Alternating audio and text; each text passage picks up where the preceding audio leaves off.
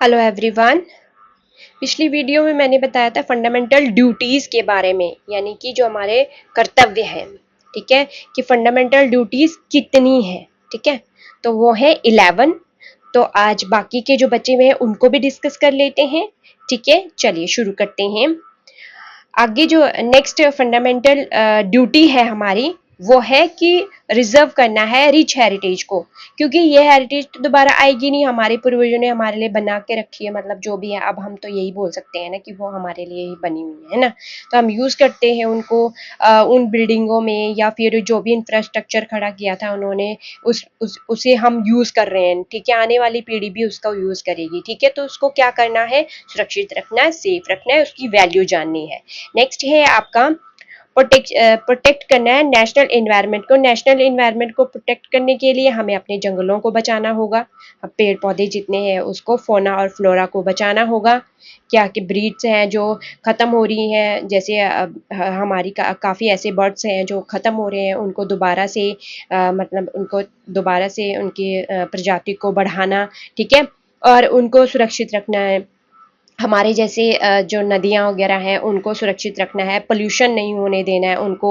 अगर पानी नहीं मिलेगा ना तो बहुत बड़ी प्रॉब्लम हो जाएगी। हम धीरे धीरे ना एनवायरनमेंट के साथ खेल रहे हैं, लेकिन किसी दिन ऐसा होगा कि बंदा तरस जाएगा हर एक चीज़ के लिए।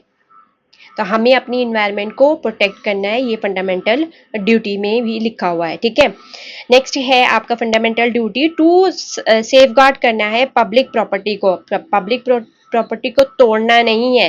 ये जो पब्लिक प्रॉपर्टी होती है वो सबके लिए होती है, ऐसा नहीं कि एक के लिए होती है फिर उसके बाद जो मन में आए वो कर सकता है। नहीं, ये बात गलत है, ये हमारी ड्यूटी में लिखा हुआ है, तो ऐसा नहीं करना है। ठीक है, फिर उसके बाद स्टॉप वायलेंस, वायलेंस नहीं करनी है। जितना हो सके अपने माइंड को शांत रखिए, किसी और चीज़ में बिजी रखिए, मेडिटेशन कीजिए, अच्छी चीज़ें सीखिए, है ना। तो वायलेंस नहीं करनी है।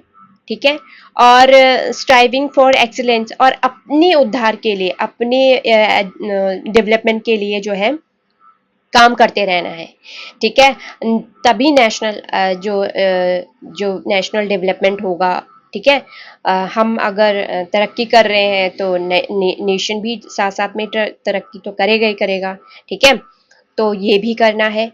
उसके बाद है आपका लास्ट वाला जो 11 है, वो है आपका कि एजुकेशन प्रोवाइड करना है। किनको?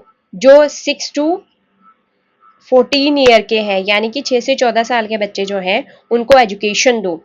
ठीक है, उसके बाद ये है 86 अमेंडमेंट के इसको 86 अमेंडमेंट बोला जाता है, और 2002 में ये आया था। ठीक है, और इसमें कहा गया कि पेरेंट्स हो चाहे गार्जियन हो, इन दोनों को जो है ड्यूटी है कि जो बच्चे हैं उनको एजुकेशन देना बहुत ज़रूरी है।